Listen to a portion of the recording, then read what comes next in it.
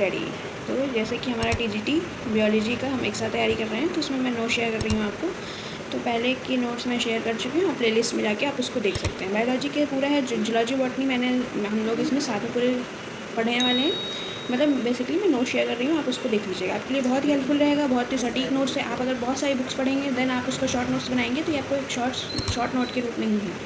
क्योंकि जैसे कि अभी जो आयोग ने नोटिस कर दिया है कि हमारी जो वैकेंसी वो जल्दी आने वाली है, और जो प्रिंसिपल की वैकेंसी है वो आ चुकी है। उसके बाद ही अब इसका फॉर्म भर जाएगा, फिर उसके बाद हमारा जाएगा वो टीजीटी और पीजीटी की आएगी। तो इसकी तैयारी के लिए हमें अच्छे से लगना है, और साथ में तैयारी करने के लिए चैनल को सब्सक्राइब करिएगा, लाइक करिएगा। तो आज हम नया शुरू करते हैं आज टॉपिक को, ठीक। तो हमने पहले एंडोप्लाज्मिक रेटिकुलम तक पढ़ लिया है, उसको मैं प्लेलिस्ट में ऐड कर लूँगी, आप उसके आगे का पीछे जो पोर्शन है वो आप देख लीजिएगा, ठीक है। आज हम देखने वाले हैं गोल्जी बॉडी और गोल्जी कॉम्प्लेक्स ऑपरेटस।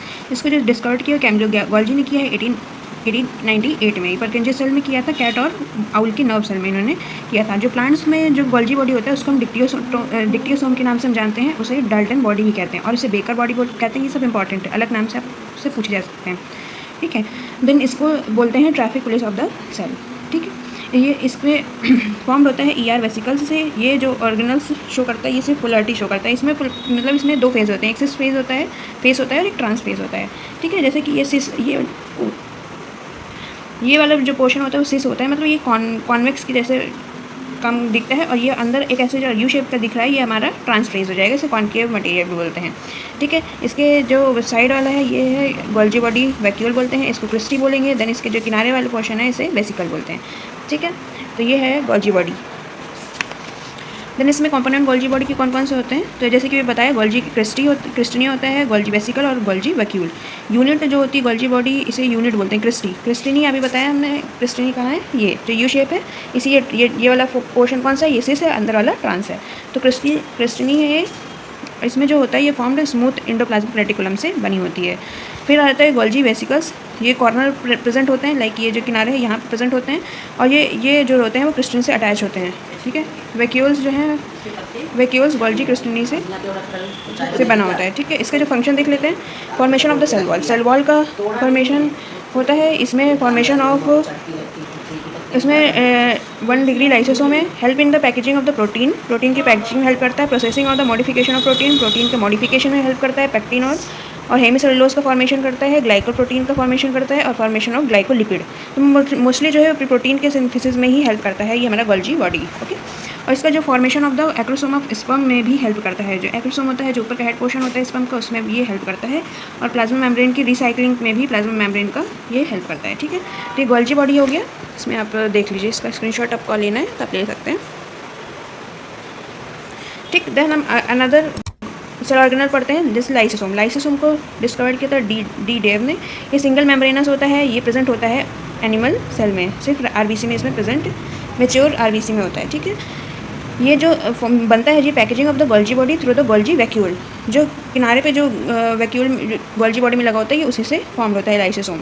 इसको सुसाइडल बैग भी बोलते हैं लाइसोसोम को, ठीक है। ये स्कैवेंजर ऑफ द सेल, जो भी डेड सेल हो जाती हैं वो इसके अंदर ही चली जाती हैं, लाइसोसोम के अंदर, ठीक है। इसमें जो हाइड्रोलिटिक एंजाइम होता है, एसिड होता है इसमें, हाइड्रोनेज एसिड होता है, कार्बोहाइड्रोनेज, प्रोटीनेज और लाइपेज और न्यूक्लियस, ये हाइड्रोलिटिक एंजाइम होता है। तभी इसकी वजह से जो सेल होती हैं वो इसे एटम बॉम्ब भी बोलते हैं। इसी में डेड सेल इसी के अंदर जाती हैं, लाइसोसोम के अंदर, ओके।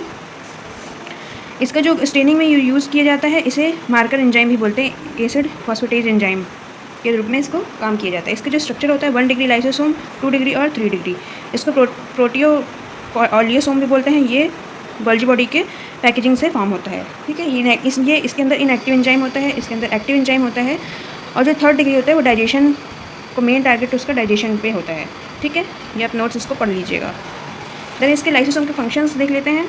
हेट्रोफैगी, इसमें digestion of the foreign particles, मतलब फॉरेन पार्टिकल का डाइजेशन करता है, लाइक बैक्टीरिया वायरस जो भी इंटर करते हैं हमारी बॉडी में। उसका ऑटोफैगी जो होता है कि digestion of own cell organelles, जो भी बेकार हो जाते हैं सेल ऑर्गेनल्स, उनका भी डाइजेशन ये लाइसोसोम ही करता है। ऑटोलाइसिस करता है, during the any damage of the cell it is release its own content of enzyme. जब भी कोई डैमेज होता है सेल का, तो एक एंजाइम को सिक्रेट करके उसको पूरा वो मतलब उसमें ब्रस्ट करके उस कंप्लीट सेल को, मतलब ये एटम बॉम्ब का क्या होता है, वो ब्रस्ट करके उसको फट जाता है। तो वैसे ही सुसाइडल सेल होती है कि जो सेल जो होती है, जो खराब हो जाती है, वो अपने आप ही ब्रस्ट कर जाती है। तो लाइसोसोम का यही वर्क होता है, तो इसीलिए बोलते हैं इसको suicidal bag of the cell, okay. Then vacuole देख लेते हैं। वैक्यूल जो है ये एक सिंगल मेम्ब्रेनस होता है। वैक्यूल प्लांट्स में सबसे ज़्यादा होता है, लार्ज होता है, क्योंकि है ना ये प्लांट्स का है, ये वैक्यूल है, इसीलिए इसका न्यूक्लियस पेरीफेरी में आ जाता है, किनारे तरफ आ जाता है। और जो एनिमल में होता है वो स्मॉल होता है और गोल्जी बॉडी और एंडोप्लाज्मिक रेटिकुलम के पास ही प्रेजेंट होता है। जो प्लांट सेल का जो वैक्यूल है वो डिस्कवर किसने किया था? ईवी लीवेनहॉक ने किया था 1676 में। ठीक है, जो और भी इनकी डिस्कवरी हो मैं पीछे बता चुकी, like RBC, sperm, egg, yeast, इन सब का हो गया। देन प्लांट सेल का जो होता है वो लार्ज और सेंट्रल पे प्रेजेंट होता है, मतलब 90% वॉल्यूम जो है वो प्लांट सेल का वैक्यूल ने ही कवर किया होता है। ओके, देन आते हैं कॉन्ट्रैक्टाइल वैक्यूल। कॉन्ट्रैक्टाइल वैक्यूल क्या करता है? ये हेल्प इन ऑस्मोरेगुलेशन और सिक्रीशन में काम करता है कॉन्ट्रैक्टाइल वैक्यूल। जो फूड वैक्यूल होता है लाइक फाउंड इन अमीबा में ये अंदर, इसके अंदर अमीबा के अंदर कॉन्ट्रैक्टाइल वैक्यूल फूड वैक्यूल होता है। एक गैस वैक्यूल होता है, वो ऐसे बैक्टीरिया पे जो बीजीए एल्गी होती है उसमें रहता है। ये चलने के लिए बेसिकली फ्लोटिंग के लिए हेल्प करता है। गैस वैक्यूल जो होता है वो उसको फ्लोटिंग में हेल्प करता है, कॉन्ट्रैक्टाइल वैक्यूल। ठीक, देन आता है हमारा माइटोकॉन्ड्रिया। ये इंपॉर्टेंट है। माइटोकॉन्ड्रिया जो होता है वो सेमी ऑटोनोमस सेल ऑर्गेनल्स होता है। ये डबल मेम्ब्रेन है, ठीक है, ये याद रखना है, डबल मेम्ब्रेन है माइटोकॉन्ड्रिया। इसमें अपना खुद का डीएनए होता है, वो भी सिंगल सर्कुलर डबल डीएनए होता है। इसका खुद का बोथ हैव ओन राइबोसोम होता है, वो भी 70S का राइबोसोम होता है। ठीक है, इसमें जो मैमेलियन माइटोकॉन्ड्रिया हैव 55 राइबोसोम। जो मैमेलियंस होते हैं उनके अंदर 55 राइबोसोम माइटोकॉन्ड्रिया में प्रेजेंट होता है। Both have porin protein in outer membrane, इसमें पोरिन प्रोटीन होता है, और बोथ हैव नेकेड डीएनए। ठीक है, ये होता है इसमें जो both play role in cytoplasmic inheritance और मैटरनल इनहेरिटेंस, मतलब जो मदर होते हैं उनके अंदर ये मैटरनल इनहेरिटेंस होता है, तो इसमें माइटोकॉन्ड्रिया प्रेजेंट होता है मदर के फीचर्स जो जाते हैं अगली जनरेशन पे। ठीक है, लाइक फीमेल के पास होता है, मेल इसमें माइटोकॉन्ड्रिया नहीं देता है, फीमेल देती है। ठीक है, इसे powerhouse of the cell भी बोलते हैं क्योंकि एटीपी का फॉर्मेशन यहीं पे होता है। Okay, the first observe by the Kolliker, इसमें इन स्केलेटल मसल में देखा था इन्होंने, थाई मसल ऑफ इंसेक्ट पे इन्होंने देखा था माइटोकॉन्ड्रिया को। फिर फ्लेमिंग ने इसको फीला बोला है, अल्टमन ने इसको बायोप्लास्ट बोला है, बेंडा ने इसका नाम माइटोकॉन्ड्रिया रखा है। अगर पूछा जाएगा कि माइटोकॉन्ड्रिया नाम किसने दिया था, तो बेंडा ने दिया है। In plants first discovered of the leaf में निम्फ लीफ में प्रेजेंट पाया था प्लांट में, और इसे कॉन्ड्रियोसोम भी बोलते हैं। इसे powerhouse of the cell बोलते हैं, सैक्रोसोम बोलते हैं। ये मसल्स में प्रेजेंट, सबसे पहले किसमें? इंसेक्ट की मसल पे इन्होंने देखा था कॉलिकर ने। ठीक है, मिनिमम नंबर ऑफ माइटोकॉन्ड्रिया किसमें प्रेजेंट होता है? एल्गी है, माइक्रोस्टीयर्स एल्गी है, इसमें एक ही माइटोकॉन्ड्रिया होता है। इसमें मैक्सिमम माइटोकॉन्ड्रिया देखा जाए तो जेंट अमीबा है, क्योस उसको बोलते हैं, मतलब 5 लाख माइटोकॉन्ड्रिया पर सेल में प्रेजेंट है। ठीक है, largest cell organelles of the animal cell और second largest cell organelles in the plant cell. First जो है वो प्लास्टिड है। ठीक है, एनिमल सेल का फर्स्ट लार्जेस्ट सेल ऑर्गेनल पूछा जाए तो माइटोकॉन्ड्रिया ही है। ठीक है, ये सब बहुत इंपॉर्टेंट चीज़ें हैं। आपको आई होप आप वीडियो देख रहे हैं तो ये आपके लिए बहुत ही हेल्पफुल होगा और आपको ये खुद महसूस हो रहा होगा कि ये नोट्स बहुत ही अच्छी हैं। ठीक है, मैं ये खुद तारीफ इसलिए कर रही हूँ क्योंकि मतलब ये जेन्युइन ही अच्छी नोट्स हैं। ओके, तो माइटोकॉन्ड्रिया जो है, माइटोकॉन्ड्रिया एब्सेंट होता है ल्यूकोरिया में, इसे ल्यूकोरिया डिसीज़ होती है। ठीक है, ट्राइमोनस वेजिनेलिस, इसमें parasite of the vagina in female जो होता है उसमें पैरासाइट प्रेजेंट होता है वजाइना में फीमेल की, तो उसमें माइटोकॉन्ड्रिया क्या होता है? एब्सेंट होता है। ओके, तो ये था हमारा माइटोकॉन्ड्रिया का सेल ऑर्गेनल्स, माइटोकॉन्ड्रिया। ठीक है, ये डबल लेयर होती है, आउटर माइटोकॉन्ड्रिया मेम्ब्रेन और इनर। आउटर वाली जो होती है वो पोरिन प्रोटीन की बनी होती है। ठीक है, इसे टॉम प्रोटीन बोलते हैं, मतलब ट्रांसलोकेज ऑफ आउटर मेम्ब्रेन, और जो अंदर वाली होती है उसे टिम प्रोटीन बोलते हैं। ओके, ये लिपिड की बनी होती है। तो ये स्ट्रक्चर है माइटोकॉन्ड्रिया का, आप इसमें देख लीजिए। ठीक है, इसमें ये FO पार्टिकल्स हैं। ठीक है, इसमें ये सिंगल सर्कुलर SDNA है, ये क्रिस्टी प्रेजेंट है, ये इनर माइटोकॉन्ड्रिया मेम्ब्रेन है, आउटर माइटोकॉन्ड्रिया मेम्ब्रेन है, RNA प्रेजेंट है। देन ये माइटोकॉन्ड्रिया का डायग्राम हो गया। स्ट्रक्चर में देख लें तो जैसे कि आउटर मेम्ब्रेन प्रेजेंट होती है, इनर मेम्ब्रेन है, पेरी माइटोकॉन्ड्रिया स्पेस है और मैट्रिक्स है।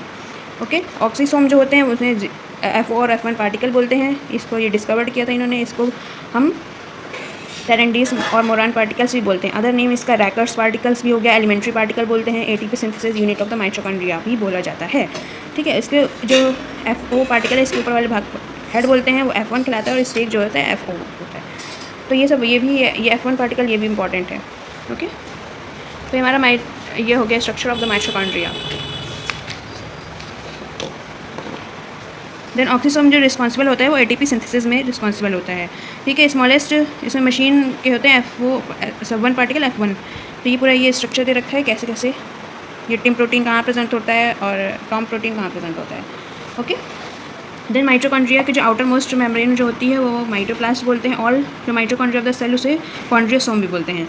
ये मार्कर ऑफ द एंजाइम, इसमें सक्सिनेट डिहाइड्रोजिनेट एंजाइम प्रेजेंट होता है। मेमेलियन माइटोकॉन्ड्रिया जो होता है वो कौन कितना राइबोसोम होता है, 55S होता है।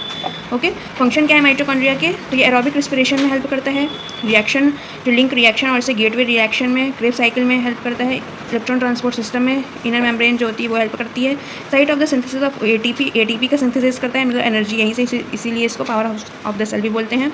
स्पर्म में यूज़ होता है, स्पर्म के जो मिडिल पोर्शन होता है वहाँ पर माइटोकॉन्ड्रिया प्रेजेंट होते हैं। ओके, तो ये माइटोकॉन्ड्रिया। तो आज के लिए इतना ही रखते हैं क्योंकि वीडियो बहुत लंबी हो जाएगी तो आपको भी प्रॉब्लम होगी देखने में, तो हम आज के लिए इतना रखते हैं। देन नेक्स्ट वीडियो पे हम प्लास्टिड का देख लेंगे। प्लास्टिड के बाद आ जाता है हमारा राइबोसोम, और अभी 3-4 और हैं सेल ऑर्गेनल्स, उनको ख़त्म कर देंगे तो हमारा जो साइटोलॉजी है वो ख़त्म हो जाएगा। साइटोलॉजी ख़त्म नहीं होगा, देन उसके बाद सेल डिवीज़न के बाद सेल डिवीज़न आएगा, सेल टॉपिक ख़त्म हो जाएगा। ओके, तो अगर आपको वीडियो अच्छी लगे तो लाइक करिएगा, सब्सक्राइब करिएगा, शेयर करिएगा। थैंक यू, मिलेंगे हम नेक्स्ट वीडियो पे, तब तक के लिए ऑल द बेस्ट।